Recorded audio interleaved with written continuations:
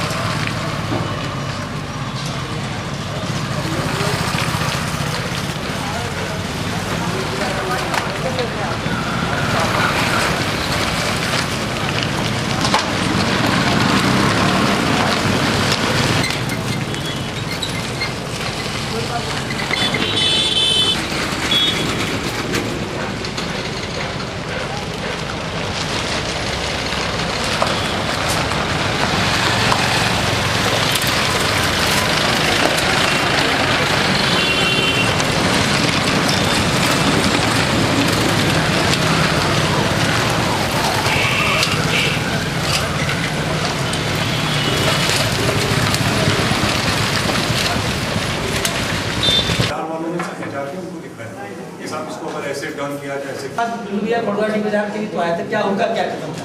उन लोगों का वही कहना है जो पहले गिर रहा है, पहले जो गिर रहा है वो खुद में गड़बड़, जो भगवाड़ी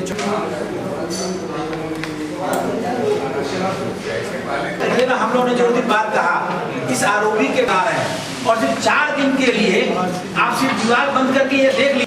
हम लोग भी चाह रहे हैं कि हमारे शहर में ट्रैफिक की समस्या बहुत ज़्यादा हो गई है, पोल्यूशन सभी दिक्कतें हैं। उसके लिए एक बढ़िया सा कम्प्रिहेंसिव मोबिलिटी प्लान जिसे बोलते हैं, पूरे बनारस के ट्रैफिक में स्टडी कर लिया जाए कि कौन सा हैवी ट्रैफिक जोन है, कौन सा लो ट्रैफिक जोन है, कौन सा मीडियम ट्रैफिक जोन है, उसको प्लानिंग की जाए। अब आप एक बात बताइए, 24 फुट की ये लेन बन रही है आरोपी, 24 फुट में एक तरफ से जाने का और एक तरफ से आने का है। आए दिन पुलों पर गाड़ियाँ या जब ट्रकें आएंगी, किसी का गुल्ला टूट गया और रुक गया ट्रक, पूरा जाम हो जाएगा यहाँ तक, रथ यात्रा तक, और उधर में जो है मड़ौली तक। प्रश्न उठता है, हमारा ये कहना है कि आप 2 लेन के बनाने के बजाय आप इसको 3 लेन 4 लेन की बनाइए, क्योंकि ये तो संभावनाएं बनी रहती है। आज इसी पर जो है बैलगाड़ी चल रही है, अब बैलगाड़ी अगर चढ़ गई तो उसके पीछे पीछे सभी स्पीड वाले गाड़ियां धीरे धीरे ही चलेंगे। क्यों साहब, बैलगाड़ी पहले बता। मेरा नाम ऋषभ चंद्र जैन है, मैं उपाध्यक्ष हूँ। मोहल्ले की समस्या दिखता है, मोहल्ले की समस्या दिखेगा, लेकिन एमपी से कितना उम्मीद लगते हैं और कितना सहयोग मिलता है ऐसी समस्याओं को लेकर, विकास कार्यों को लेकर? मैं पिछले 25 वर्षों से वाराणसी का निवासी हूं।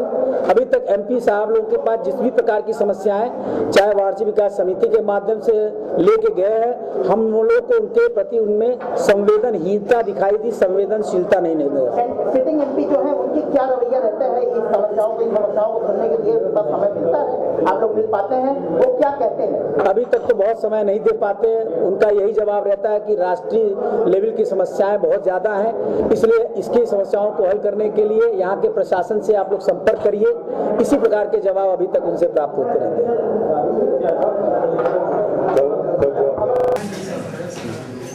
जैन साहब, आपने सवालों का जवाब दिया, आपकी बातों से ये लगता है कहीं ना कहीं वाराणसी की सिटिंग एमपी मुरली मनोहर संतुष्ट नहीं है।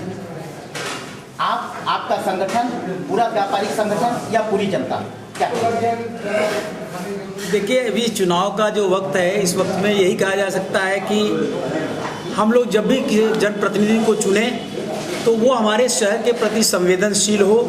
पहली बात, अगर शहर का व्यक्ति प्रतिनिधित्व के रूप में आता है तो ये अत्यंत सुख की बात है, क्योंकि उसको अपने शहर के सुख दुख का अनुभव होता है। अभी तक दुर्भाग्य रहा है कि कई बार पिछले दशकों में हम अपने शहर का प्रतिनिधित्व एक आध बार ही पा पाए हैं और उसको दर्द नहीं होता है। और हमारी जो जनता है, यहाँ की जो आबादी है, 20 लाख की आबादी शहर के, जो भी परेशानियाँ हैं, तो मैं इतना ही कह सकता हूँ कि जनप्रतिनिधि का दायित्व है कि अपने परिवार, जो पूरा इतना बड़ा शहर का परिवार है, उसके समस्याओं से अवगत हों और अपनी बात को लोकसभा तक पहुँचाएँ और वहाँ से माकूल हल निकलवा करके क्रियाओं में क्रियान्वित करें। यही मेरा अपना मानना है। कुल मिला के अभी किसी के बारे में कुछ मत बोलिए। हाँ, अभी मतलब यही होना चाहिए। और हमारा उद्देश्य ये है कि अभी वर्तमान की जो समस्याएं हैं उनके बारे में आप, और तो ये कहा जाए कि कहीं ना कहीं मुरली मनोहर जोशी असफल हुए शहर के लिए। अब इस पर देखिए, इस विषय पर बात करना उचित है कि नहीं? अभी आपने कहा है कि लोकसभा तक बात पहुँचाने वाली क्षमता। मेरा नाम ऋषभ चंद्र जैन है, मैं उपाध्यक्ष हूँ, आर्किटेक्ट भी हूँ, वार्ड विकास समिति का उपाध्यक्ष हूँ। और इस विषय में आरओबी के संबंध में तकनीकी परीक्षण हमने किया है। किस तरह की समस्या आ रही है आरओबी को लेकर के? आरओबी जिस उद्देश्य से बनाया जा रहा है कि यातायात की समस्या जाम से निजात मिले, उससे इसके डिजाइन को देखने के बाद लगता है कि यातायात की समस्या अत्यंत गंभीर हो जाएगी। कारण क्या है कि जहां से ये आरओबी उठाया जा रहा है और जिस प्रकार के निर्माण की प्रक्रिया अपनाई जा रही है और जिस प्रकार की चौड़ाई आरओबी की है और जिस प्रकार के सर्विस लेन की चौड़ाई बच रही है, वो अक्सर यातायात के जाम के कारण बनेंगे। वर्तमान में यह सड़क की चौड़ाई 60 फुट चौड़ी है जो अभी चल रही है, कहीं 60 है, कहीं 55 है, कहीं 70 भी है, और उस पर से 28 फुट चौड़ी आरओबी का प्रस्ताव है जो रिलायंस पेट्रोल पंप से उठ रहा है, रेलवे के ऊपर से जा रहा है और मड़ुआडीह बाजार में ही उतर रहा है।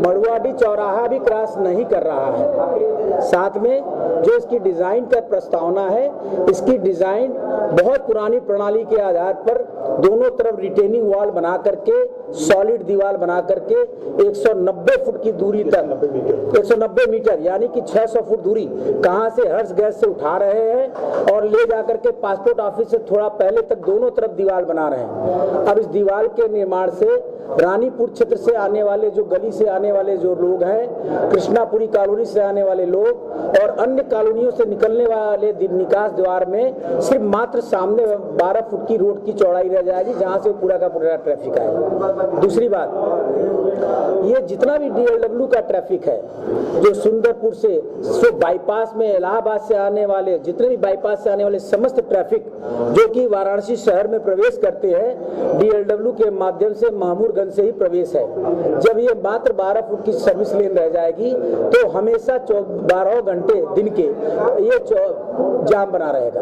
अगर इसका एग्जाम्पल देखना है तो अभी ककरमत्ता पर जो पुल आरओबी बना हुआ है उसके दोनों तरफ सर्विस लेन की जो चौड़ाई है वो लगभग 12 फुट 13 फुट है, जहां पर ट्रकों का भी पास होना दूभर हो जाता है। तो ऐसी दशा में यह जो योजना बनाई गई है ये वर्तमान परिवेश में एवं भविष्य के ट्रैफिक को 2-3 दशकों की योजनाओं को देखते हुए पूरी तरह से फेल है। इस बाबत आप लोगों ने इस बाबत हम लोगों ने डीएम साहब से 3 दिन पहले निवेदन किया। डीएम साहब ने इस विषय को गंभीरता पूर्वक लिया। वो रात्रि में 10 बजे इसके सर्वे के लिए पूरी टीम के साथ, जिसमें यूपी ब्रिज कॉर्पोरेशन के इंजीनियर, साथ में एसपी ट्रैफिक और पीडब्ल्यूडी के इंजीनियर, सबकी पूरी दल बल के साथ में यहाँ पर आए। उन्होंने निरीक्षण किया जनता की डिमांड पर कि इस सड़क की चौड़ाई जो आपको बताई गई है 70-75 फुट नहीं है। उन्होंने मौके पर जगह जगह अपने सामने मापी करवाई, जिसमें कहीं पर 58 फुट, कहीं पर 60 फुट की चौड़ी सड़क मिली। और उन्होंने फिर ये पूछा कि आप लोग क्या चाहते, कोई विकल्प भी है, क्योंकि सभी जनता की इच्छा है कि जाम से मुक्ति मिले। तो विकल्प के रूप में हम लोगों ने यह पाया कि जो अभी वर्तमान में जो फाटक है उस पर आप देखेंगे कि जनता यू शेप में गुजरती है, फाटक पर भीड़ लगती है। तो यू शेप में ढाल बनाते हुए फाटक के ऊपर से उसका हम लोग अगर ढाल उतार दें तो ना तो मड़ुआडीह बाजार में सैकड़ों लोग जिनकी दुकान के सामने दीवार बन जाएगी उससे भी बचेंगे और किसी भी प्रकार का विरोध भी नहीं होगा, और ये बड़े आराम से जो मूल बात है वह आपका साल हो जाता है। दूसरा भी विकल्प है, जो इससे सस्ता और आसान है। और आज के दिन समस्या का कारण भी बना हुआ है ककरमत्ता पर। आप ध्यान दीजिए कि ककरमत्ता पर जो आरओबी ऑलरेडी बना हुआ है उसका एक शाखा रोड की उतरती है डीएलडब्ल्यू की तरफ। बड़ा ही सामान्य तरीके से उसी शाखा को अगर आप मड़ुआडी स्टेशन की तरफ में टी शेप में इधर उतार दें तो आज जो लोगों को सर्विस लेन से गुजरना पड़ता है उसकी जगह यहाँ से भी ट्रैफिक सीधे उसी पुल पर चढ़ेगी और डीएलडब्ल्यू की तरफ उतर जाएगी और डीएलडब्ल्यू की भी ट्रैफिक ऊपर चढ़ करके इधर उतर जाएगी। कहीं भी किसी को और जिसको भी लहरतारा या मड़ुआडी जाना होगा वो इसी पुल से थोड़ी दूर घूम करके वापस चली जाएगी। यह सबसे ही सुनियोजित रास्ता है आज वर्तमान समस्या को हल करने के लिए। मैं एज ए टेक्निकल पर्सन बता रहा हूं, लेकिन इससे भी समस्या का हल नहीं होगा। अगर आपको अगले 30 वर्ष की समस्या समझनी है तो उस पर फ्लाईओवर्स बनाने पड़ेंगे।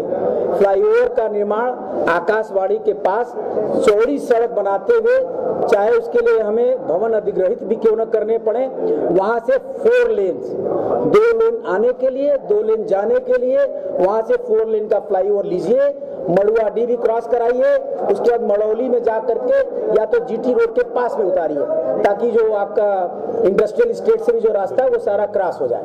देखिए, हम लोगों को अब शहर में जागरूकता, नागरिक भी चाहते हैं कि जो कुछ भी हमारे शहर में सरकार इतना धन जो खर्च कर रही है वो उपयोगी तरीके से खर्च हो और आगे की भी बातों को ध्यान में।